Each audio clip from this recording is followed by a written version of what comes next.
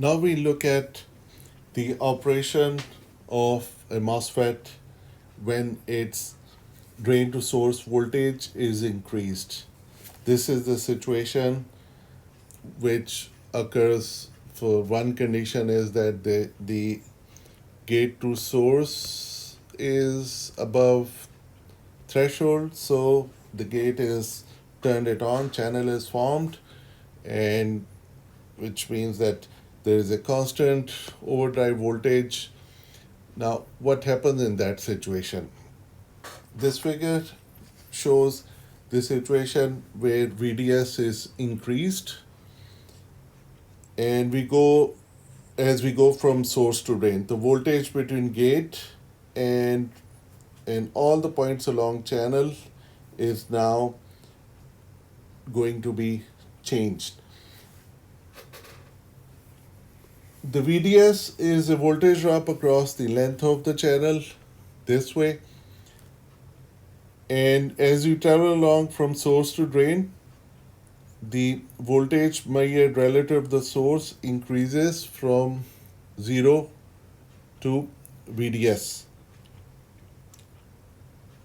So the voltage is increasing on this way, which is having an effect on the gate voltage along the channel.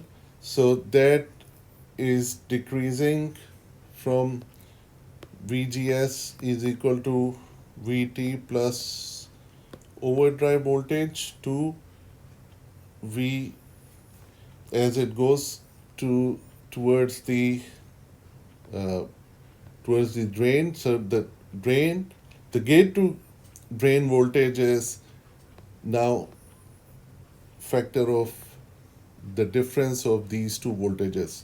So this part is now a factor of these two voltages as shown here. Now here we can plug in this value. So this is then VGD is threshold voltage plus overdrive voltage minus drain to source voltage. Now, since the channel depth depends on this voltage and specifically on the amount by which this voltage is increasing, this VT,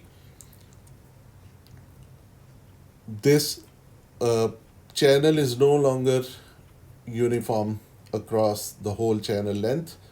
It's changing its depth. So depth is depicting that what is the effect of now increasing drain to source voltage, which is going to impact the current through the channel because the channel itself is changing shape because of the voltage that's because of increasing VDS.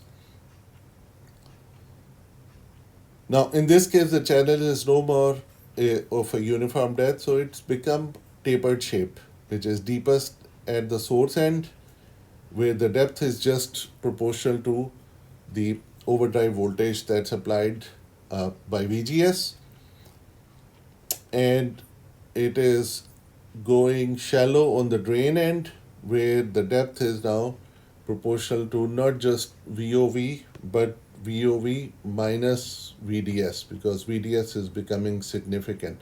So on this side, it's now a function of this voltage. So it depends on this voltage. Now, if we keep on cranking the drain to source voltage, if we keep on cranking this guy, it's gonna the overall this thing is gonna become thinner and thinner. So this shallow end is gonna become shallower and shallower. So this also means the current voltage curve is not going to stay linear as we saw before, just because now the channel shape is different.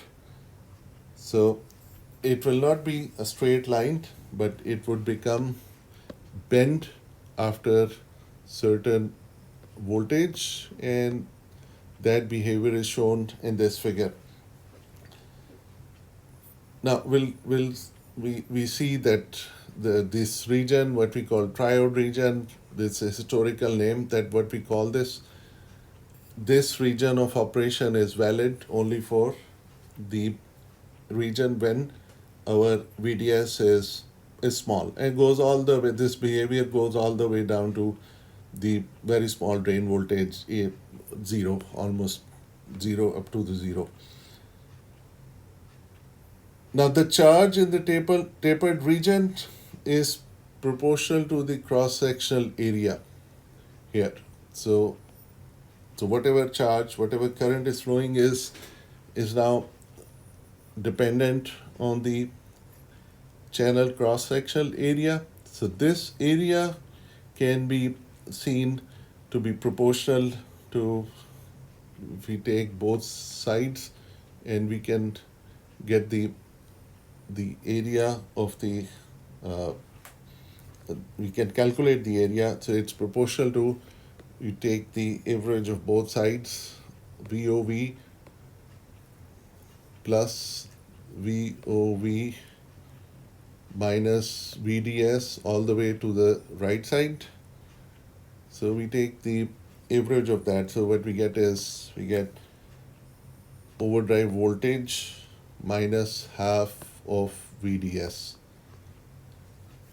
So the relationship between the drain current and the drain to source voltage now can be found by updating the relationship that we had for a small signal current, which was equation 5.7 in the book.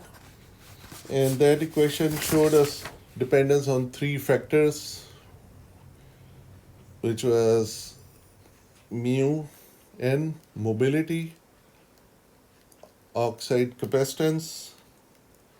We group this together, times the width to length ratio, times overdrive voltage,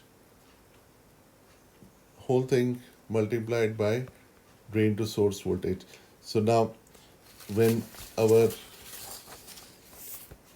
voltage, this voltage is now a function of where we are in the channel, and we have calculated what would be the overall voltage that would be resulting into drain current. So we update this relationship, and this becomes a function of the drain to source voltage in addition to the overall drain to source voltage that we had. So now, and we saw that this was what we defined a factor that we called process transconductance parameter, K prime, Kn prime, that we wrote. So if you see that, you would know what does that mean. And from that, then we called Kn as the MOSFET transconductance parameter, which was then these both of these things. So if I update the relationship, we can write it in many forms, but yeah, let's write it in expanded form from this. So we can write it as Kn prime, this part, times the width to length ratio, which is aspect ratio, which is a fabrication parameter, times overdrive voltage minus half VDS times VDS. So we can simplify this relationship. But what it does is, this relationship gives us the semi-parabolic area of the source of the drain current versus drain to source voltage, as we saw here, what we call as triode region. So this explains the triode region, and let's just focus on this one, and then we look at saturation. So this area is defined by this ID VDS equation that we just saw, and this applies all the way to where we get VDS to zero values. All right, so there are a couple of interesting things here. One is that we uh, when we reduce VDS, we can ignore these, and what we get back to our original equation here if VDS becomes too small, and we would neglect this part with respect to this guy, so only this would become relevant, and we get back to that small VDS situation. Another important thing here is that we are seeing that the average voltage along the channel is half VDS. So the average voltage that gives rise to the charge and hence to the drain current is no more the overdrive voltage or the gate voltage, but it's combination of these two. So which is the factor that defines the whole drain current. Now this equation is written where we uh, bring VDS inside, and we can write it in the form of square of VDS. So that would become overdrive voltage VDS minus half VDS square. And we can plug in the overdrive voltage, as we know that that's the voltage that is uh, greater than threshold voltage. So our relationship of VG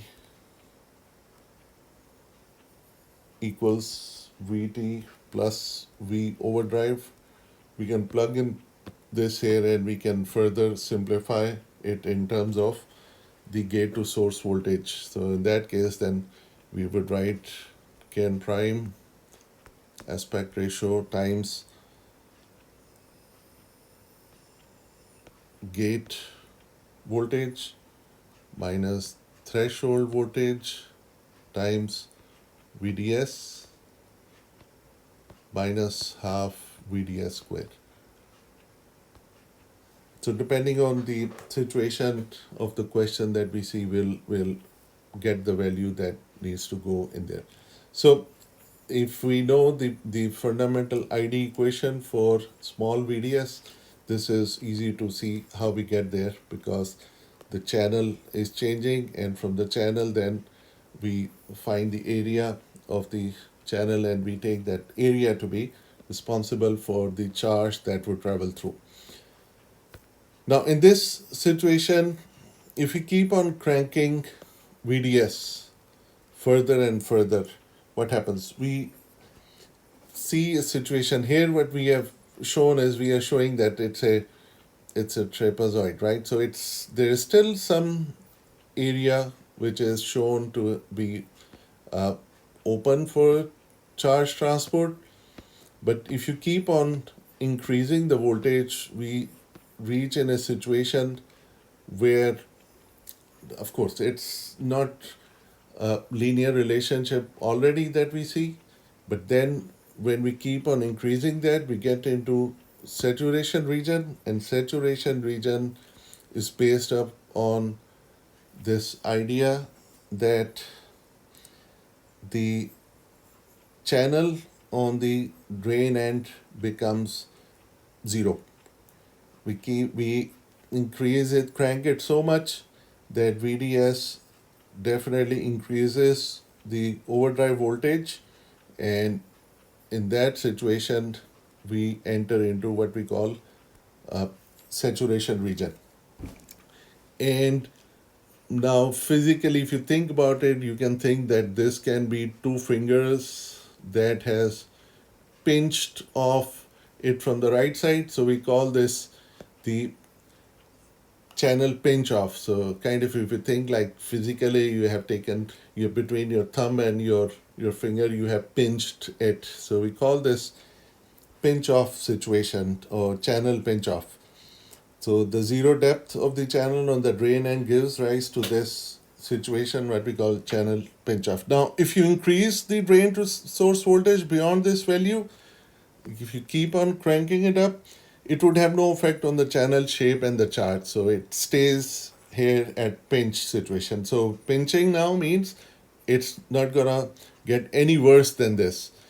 Even if does become worse than this, where one can say, okay, the channel may goes away further, but that's not gonna increase or decrease the current as we have seen here. So what we get into situation is we get into what we call saturation current. So further increasing VDS would have no effect on the charge or the current through the channel. So that stays constant at the value that would be reached for the situation at VDS equals the overdrive voltage. So when we reach there, that's the saturation point. Drain current then saturates there. Now, if I take this relationship and I plug in into this situation that we discussed for the drain current, so we can just plug in that here, and that simplifies our relationship to a greater extent. And what we get here is now, in this situation, we get our drain current as half Kn prime W over L times overdrive voltage squared. So this simplified relationship is just depicting that the MOSFET has entered into the saturation region, or we call it the saturation mode for the transistor. And at this stage, then we call the drain voltage as VD sat, and which is again overdrive voltage. And this is, we know it's VGS minus the threshold voltage. Now, channel pinch off does not mean that there is a restriction or increase in resistance to the flow of charge when the pinch off occurs. It just means that at this stage now we have saturated, and the current is now flowing at the on the drain end at the maximum value that it could reach. There's a little bit more detail to this shape that we have shown, because remember the drain and source themselves are in reverse bias, so they have a depletion zone around them. So it's a combination of that depletion zone and the channel area that's formed. So any increase above VDS, above VD sat, just shows up as a voltage drop in this region of the pinch off region. So yeah, so it does not mean that there is more resistance. It just means that extra voltage is gonna be dropped off in that reverse bias region that's overlapping with the channel. So this is what we call as the saturation region, the region where now the current would not increase, even if we crank up the drain to source voltage more. That extra voltage is just gonna drop off across that depletion region. So the current stays constant, and this is then a horizontal line, and that's why we call it saturation. In saturation, we can further simplify this relationship of VD square by plugging in the overall voltage as a variable voltage. So now we can go above, and so instead of just writing a constant overdrive voltage, we can write it in a way we use a smaller alphabet, and that tells us that the overdrive voltage is now variable. It's which can be cranked up and down. And now, if we put it back, we can get back to that relationship in the form of the gate to source voltage and threshold voltage. So this would just simplify as VGS minus VT whole squared.